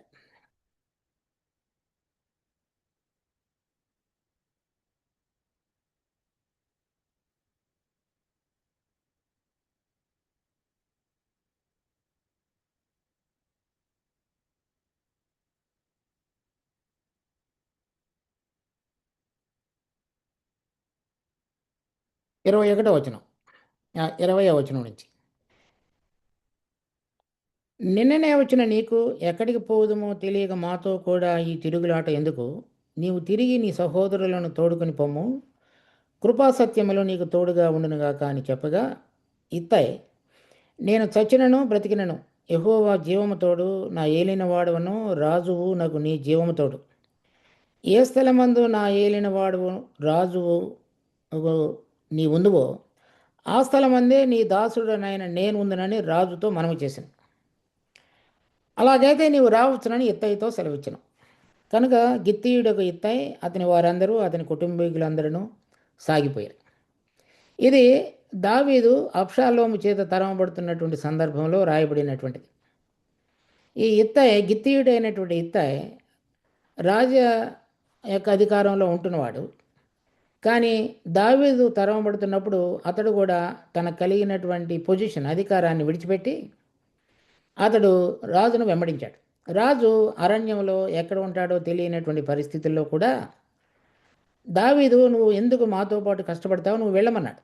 వెళ్ళమన్నప్పుడు మరి యెహోవా జీవముతోడు, దేవుడు నీ జీవముతోడు, ఏ స్థలమందు నా ఏలిన వాడువకు రాజువు నీ ఉందువో ఆ స్థలమందే నీ దాసుడనైన నేను ఉందునని రాజుతో మనవి చేశాను. తరువాత ఈ ఇత్తయిని దావీదు తన సైన్యాధిపతులలో ఒకటిగా నియమించుకున్నాడు. అంటే ఇప్పుడు రాజు కొరకు నిందను, శ్రమను అనుభవించడానికి ఇష్టపడినటువంటి వాళ్ళు పరలోక రాజ్యంలో ఆ బహుమానం ఆయనతో పాటుగా రాజ్యం చేయడానికి పనికి రాగలిగిన వారుగా చేయబడతారనే దానికి ఉదాహరణగా ఈ ఇత్తయి ఉన్నాడు. అతడు రాజు శ్రమ పడుతుంటే నేను రాజుతో పాటుగా శ్రమ పడతాను అని చెప్పి ఉన్నవాడు. రాజు మరలా తిరిగి అధికారంలోనికి వచ్చినప్పుడు అతడు అధికారంలోనికి రాగలిగాడు. ఇప్పుడు ప్రభు అయిన యేసుక్రీస్తు ఈ లోకంలో ఉండగా నింద, అవమానము వాటన్నిటిని కూడా సహించాడు. కనుక వాటన్నిటిలో మనం ఆయనతో పాటుగా ఇప్పుడు కనుక ఈ లోకాన్ని విడిచిపెట్టి దేవునికి ఇష్టకరంగా జీవించడానికి నేర్చుకుని జీవించుతున్నట్లయితే ఆయన అధికారంలోనికి వచ్చినప్పుడు మనం కూడా దానిలో పాలువారంగా చేయబడతాం. ఆ ముత్యం విలువైనది మనం చూసినప్పుడు ఇక్కడ శ్రమలు, అధికారాన్ని పొందటానికి మనకున్న వాటిని త్యాగం చేయడానికి ఇష్టపడగలిగినటువంటి మనసులోనికి వచ్చినవాడు ఆ మంచి ముత్యములను కొనటానికి వెతుకుతున్న వర్తకుడు. తరువాత 2వ సమూయేలు 23వ అధ్యాయం.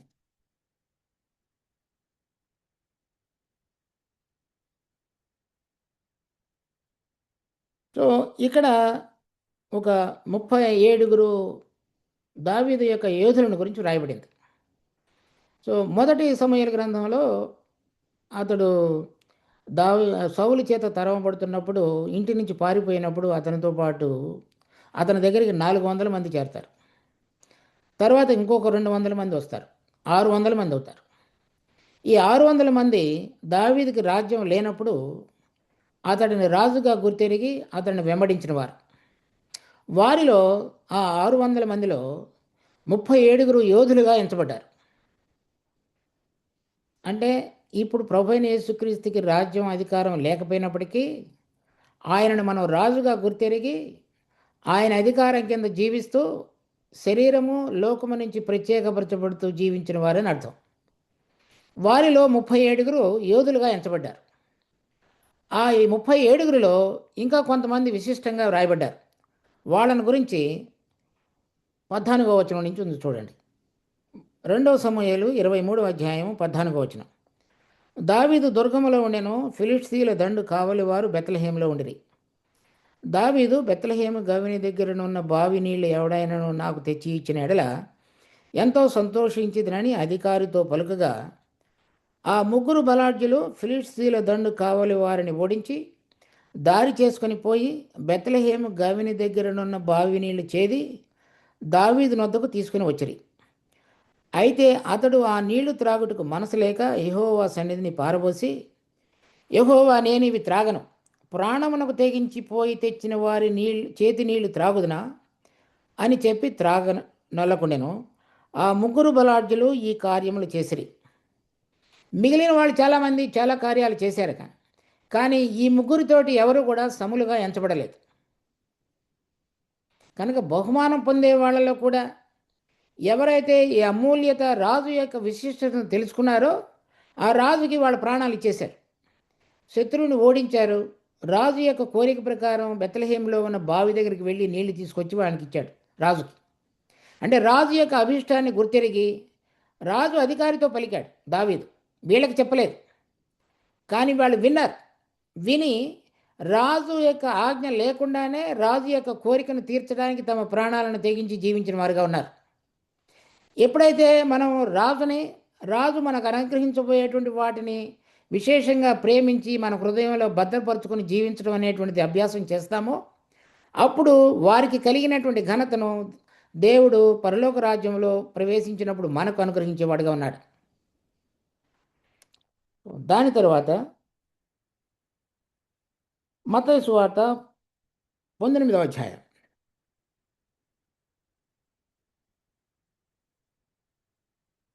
27వ వచనం.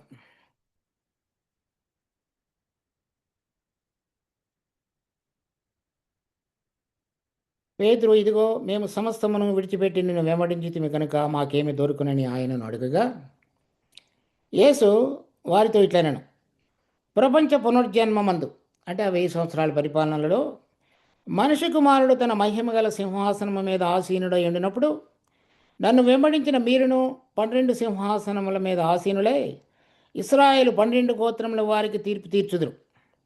నా నామము నిమిత్తము అన్నదమ్ములనైనను, అక్క చెల్లెండ్రనైనను, తండ్రినైనను, తల్లినైనను, పిల్లలనైనను, భూములనైనను, ఇండ్లనైనను విడిచిపెట్టిన ప్రతివాడు 100 రెట్లు పొందును.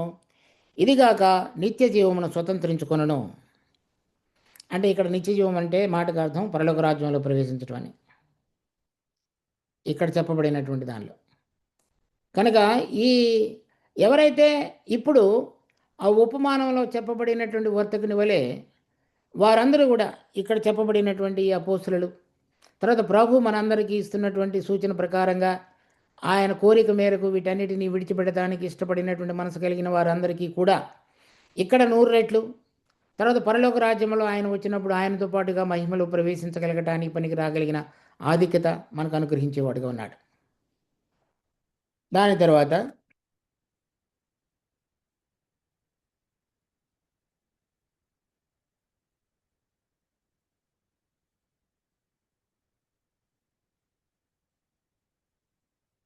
ద్వితీయోపదేశకాండం 33వ అధ్యాయం.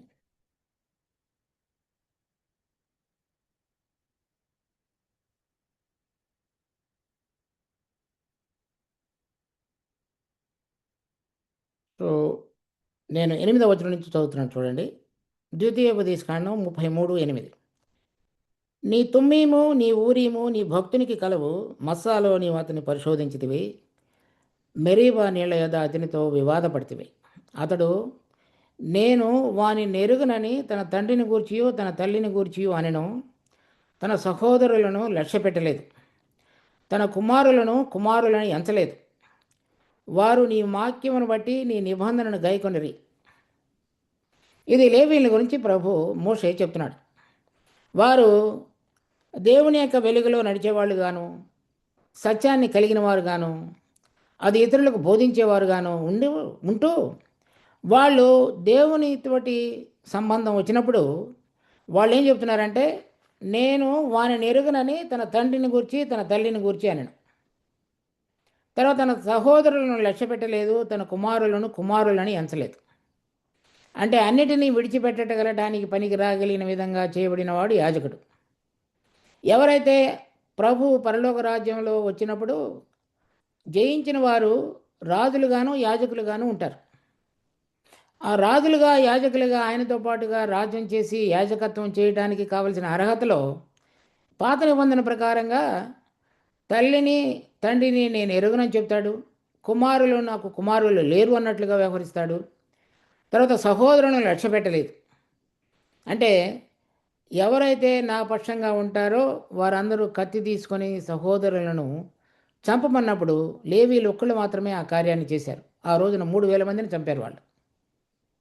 అంటే అటువంటి దేవుని పక్షంగా అటువంటి కఠినమైనటువంటి నిర్ణయాలు తీసుకొనటానికి పనికి రాగలిగిన విధంగా దేవుడు వారికి అనుగ్రహించబోయేటువంటి గొప్ప ఐశ్వర్యాన్ని చూడగలిగి ఆ పనిని వారు చేశారు. సో ఈ ముత్యాన్ని కొనటానికి మన సంబంధంలో ఎక్కడెక్కడైతే దేవుడు కత్తిరింపు తీసుకుని వస్తాడో లేక తీసుకురమ్మని కోరుతున్నాడో వాటి విషయంలో మనం దేవుని వైపు నిలబడినట్లయితే అది మనం ఏలటానికి పనికి రాగలిగిన విధంగా దేవుడు మనల్ని ప్రత్యేకపరుచుకుంటాడు. దాని తర్వాత గలతీ పత్రిక 1వ అధ్యాయం 10వ వచనం.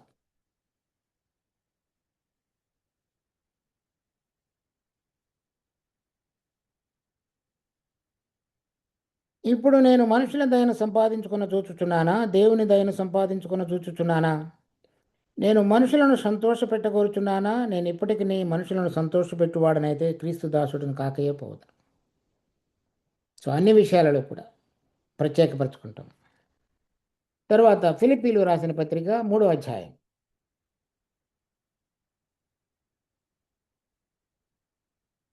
7వ వచనం నుంచి. అయినను ఏవేవి నాకు లాభకరములయ్యుండెనో వాటిని క్రీస్తు నిమిత్తము నష్టముగా ఎంచుకుంటుని నిశ్చయముగా నా ప్రభు అయిన యేసుక్రీస్తుని కూర్చిన అతి శ్రేష్టమైన జ్ఞానము నిమిత్తమై సమస్తమును నష్టముగా ఎంచుకొనుచున్నాను.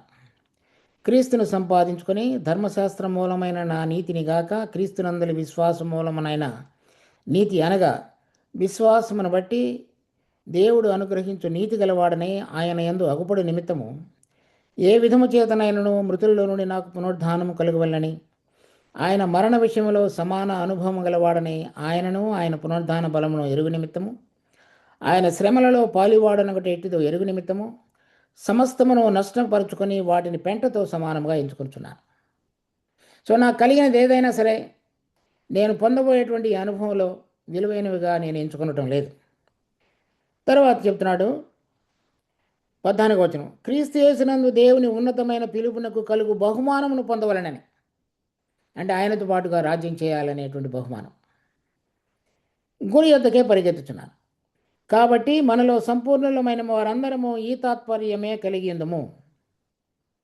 అది మనందరం కూడా చూడవలసి నేర్చుకుంటూ దానిని అనుసరించవలసిన వారంగా ఉన్నాం. దాని తర్వాత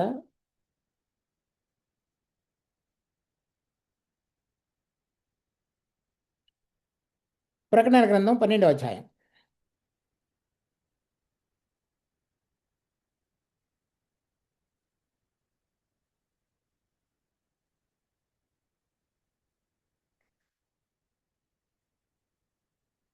సో ఇక్కడ కొంతమంది జయించినటువంటి విశ్వాసుల యొక్క సాక్ష్యం ఈ విధంగా చెప్పబడింది. ప్రకటన గ్రంథం 12వ అధ్యాయం 11వ వచనం. వారు గొర్రెపిల్ల రక్తమును బట్టి తామిచ్చిన సాక్ష్యమును బట్టి వానిని జయించున్నారు, అంటే అపవాదిని. కానీ మరణము వరకు తమ ప్రాణములను ప్రేమించిన వారు కారు, చివరి వరకు కూడా.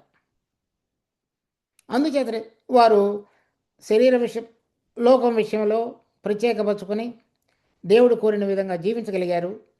వారు మరి ప్రభు అయిన యేసుక్రీస్తుతో పాటుగా ఇనప దండముతో రాజ్యం చేయడానికి పనికి రాగలిగిన వారని దేవుడు వారిని ఎంచుకున్నాడు.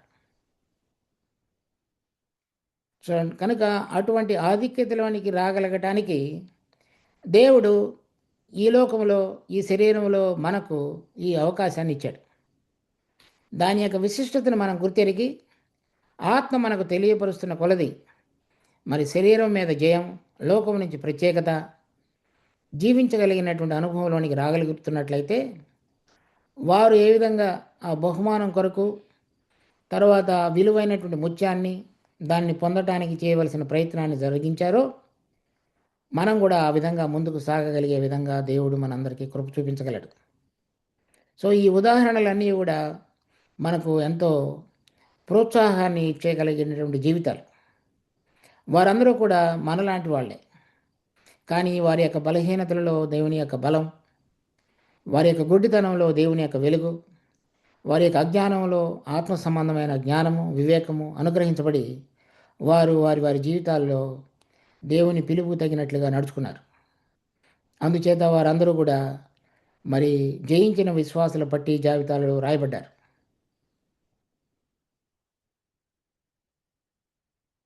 దేవుడు మనం కూడా ఆ విధంగా నడుచుకోవడానికి మనందరికీ కృప చూపించాలని కోరుకుందాం.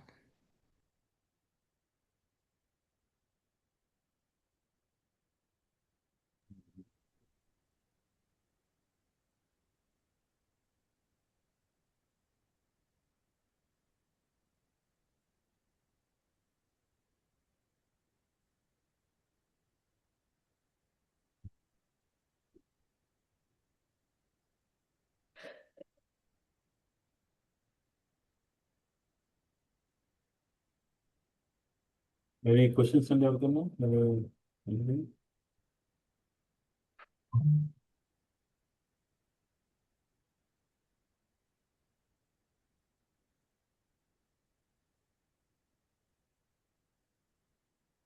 ఇంకొక ఇది ఉంది కదండి దీంట్లో,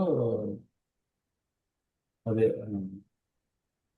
చేపలు పట్టిన వలను కూడా పోలింది కదా. అవును, అదే తర్వాత శాస్త్రిని గురించి కూడా ఇంకోటి ఉంది. చూడండి. అది అంటే ఈ ఈ సిరీస్ దీంతో ఈ రోజుతోటి ముగిస్తున్నాము.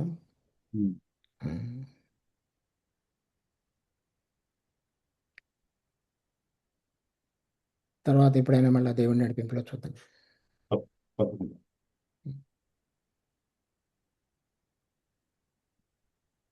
సో ఈ ఉపమానాలన్నీ కూడా ఈ దృక్పథంతో చూడాలి. అప్పుడు దాని యొక్క సరైనటువంటి వివరణ మన అందరికీ తీసుకుని రాబడి అది అర్థవంతంగా చేయబడతాయి ఆ వాక్యాలు.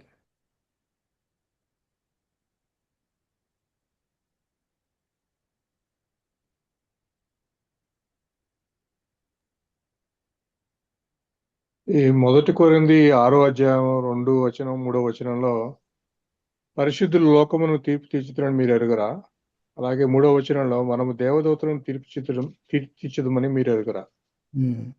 సో ఈ రెండు కూడా ఉన్నాయి. అట్లాగే ఇవి దేవదూతలను దేవుడు సృష్టించినప్పుడు మనిషి కన్నా ఎంతో జ్ఞానంతో సృష్టించినటువంటి వాడు. సో వారికి మనల ఆలోచనలు, తలంపులు ఇవన్నీ కూడా దాదాపుగా తెలుసు.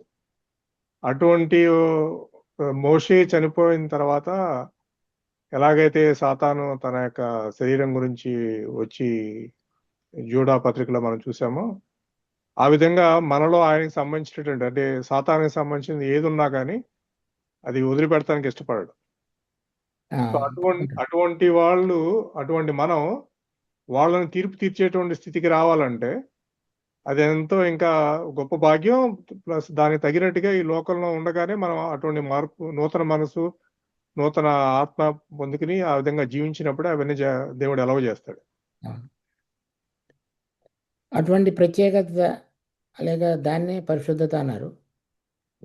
ప్రత్యేకపరచబడినటువంటి జీవితం యొక్క అనుభవంలోనికి రాగలరు. అంటే దేవుని కొరకు జీవించినప్పుడు మాత్రమే ఆ జ్ఞానం ఈ దేవదూతలను కూడా తీర్పు తీర్చగలిగిన విధంగా చేయబడుతుంది.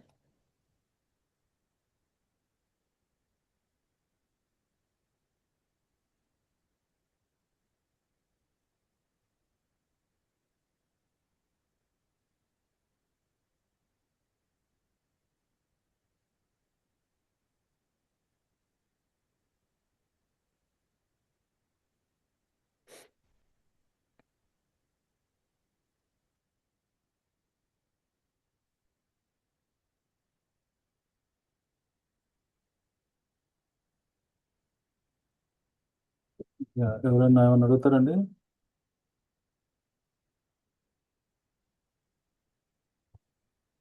So thank you so much for joining 7 sessions by God's grace. ఇది ఉపమానాలు చాలా వరకు చూడటానికి చూపించారు కాబట్టి సో మరొకసారి ఈ వీడియోస్ కూడా అప్లోడ్ చేస్తున్నాను నేను. సో వాచ్ చేయండి మరలా ఇంకొకసారి కూడా వీలైతే, ఎందుకంటే చాలా వాక్య భాగాలు అవన్నీ కూడా ఉన్నాయి కాబట్టి హెల్ప్స్ అస్ నోట్ డౌన్. ఈరోజు కూడా చాలా వాక్య భాగాలు ఉదాహరణలు కూడా చెప్పారు బ్రదర్ కాబట్టి. So let us learn. మరి దేవుని చిత్తం అయితే బ్రేక్ తీసుకుంటున్నాం మేము ఒక 3-4 వీక్స్, అండ్ దెన్ దేవుని చిత్తం అయితే మరలా we will plan next sessions కొరకు. So be in touch. ఎవరైనా ఉంటే కింద please watch over the videos అనమాట. సో మనం ముగిద్దాం, మరి ప్రార్థనతో ముగిద్దాం. రెడ్డి గారు మీకు వీలవుద్దా ప్రేయర్ చేయడానికి, క్లోజ్ చేయడానికి? ఎవరిని మీరు అడుగు- సుబ్బిరెడ్డి గారు. సుబ్బిరెడ్డి గారు. షూర్ అండి. దయగల ప్రభా మీకే మహిమ ఘనత ప్రభావం చెల్లించుకుంటున్నాం. అవును ప్రభా తండ్రి, స్తోత్రం తండ్రి. మీ యొక్క ఎంతో ప్రభా ప్రేమతో ప్రభా తండ్రి మాకు ఈ విషయాలన్నీ నేర్పించాలని మేము ప్రభా తండ్రి మీతో ప్రభా తండ్రి ఓ ప్రభా తండ్రి స్తోత్రం తండ్రి హల్లెలూయా నడవాలని ఇదిగో మీ వాక్యపు మర్మాలన్నీ కూడా ప్రభా మాకన్నీ బోధించారు. మీకు స్తోత్రాలు చెల్లించుకుంటున్నాము తండ్రి. మీకే మహిమ ఘనత ప్రభావం చెల్లించుకుంటున్నాం. ప్రత్యేకంగా మీ దాసులు హరిబాబు గారిని ప్రభా మీరు ప్రత్యేకంగా ప్రభా తండ్రి మీరు అభిషేకించి మాకు ఈ యొక్క ప్రభా తండ్రి ప్రత్యక్షతలన్నీ కూడా ప్రభా వివరముగా విపులీకరించుటకు, అంతేకాదు ప్రభా మా యొక్క ప్రశ్నలన్నిటికీ కూడా ప్రభా తండ్రి ఎంతో లోతుగా ప్రభా మీ యొక్క వాక్యముల మర్మాలను వివరించుటకు మీరు సహాయం చేశారు. మీకు వెళ్ళలేని స్తోత్రాలు చెల్లించుకుంటున్నాం ప్రభా. ఇక మరోసారి ప్రభా ఈ దినాన్ని ప్రభా మంచి ముత్యమును ప్రభా తండ్రి స్తోత్రం తండ్రి మా ముందు ఉంచారు. అవును ప్రభా మాకు ఈ గొప్ప రక్షణను, ఎంతో గొప్ప రక్షణ మా ముందు ఇచ్చారు. మరి దీనిని మేము హెచ్చించి ప్రభా తండ్రి ఇగో మమ్మల్ని మేము ప్రభా తండ్రి తృణీకరించుకొని మీ అడుగులో అడుగు వేస్తూ మీ చేతిలో చేయబెట్టి ప్రభా మీ వాక్యానుసారంగా జీవిస్తూ ముందు సాగు సహాయం ఇచ్చాడు. అంతేకాదు ప్రభా నేను పరిశుద్ధులు కాబట్టి మీరు పరిశుద్ధులుగా ఉండమని చెప్పన్న ఆ యొక్క ప్రభా వాగ్దానాన్ని కూడా మేము స్వాధీనం చేసుకుని ప్రభా దేవా మా జీవితంలో ఆ యొక్క పరిశుద్ధతను ప్రభా తండ్రి ప్రథమంగా ఉంచుకుని మేము ముందుకు సాగడానికి మీరు సహాయం చేయండి. ఇగో ఈ విన్న వాక్యాలు ప్రభా మంచి నేలలో పడిన విత్తనములలో 100%, ఇగో 100% ప్రభా తండ్రి మా జీవితాల్లో ఫలించాలి. మీ కొరకు మేము జీవించాలి. అటువంటి అనుభవంలో మమ్మల్ని నడిపించండి. ఇదిగో చివరి దినాల్లో మేము ఉంటున్నాం. మరి ప్రభువా తండ్రి మరి ఈ యొక్క ప్రభువా తండ్రి గొప్ప ప్రభువా తండ్రి మర్మాలను మాకు మీరు బోధించారు. మా పట్ల మీ తలంపులు ఎంతో ఉన్నతముగా ఉంటున్నాయి కాబట్టి ప్రభు మాకు ప్రభు ఈ ప్రత్యేకమైన కృపను మాకు మీరు అనుగ్రహించారు. ఇదిగో మమ్మల్ని ఎంతగానో ప్రేమిస్తున్నారు కాబట్టి ఈ యొక్క ఉపమానాలు పరలోక రాజ్య మర్మాలను మాకు మీరు ప్రభువా తండ్రి ఎంతో లోతుగా మీరు విశదీకరించారు. మీకు స్తోత్రాలు చెల్లించుకుంటున్నాం. మరి మేము ఈ యొక్క విన్న వాక్యాలని మేము ప్రభా తండ్రి మా జీవితాల్లో అనువదించుకుని ప్రభా దేవా తండ్రి మీ కొరకు ప్రభా తండ్రి స్తోత్రం మేము జీవించడానికి మీ కృప మాకు దయచేయండి.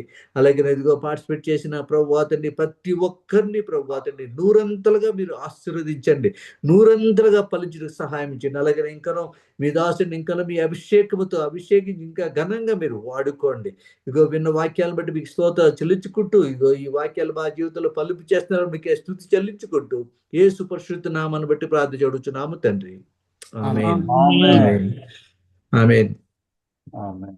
So I thank you, all of you, for this opportunity to got in touch and also have an opportunity to share these things with you all. And I hope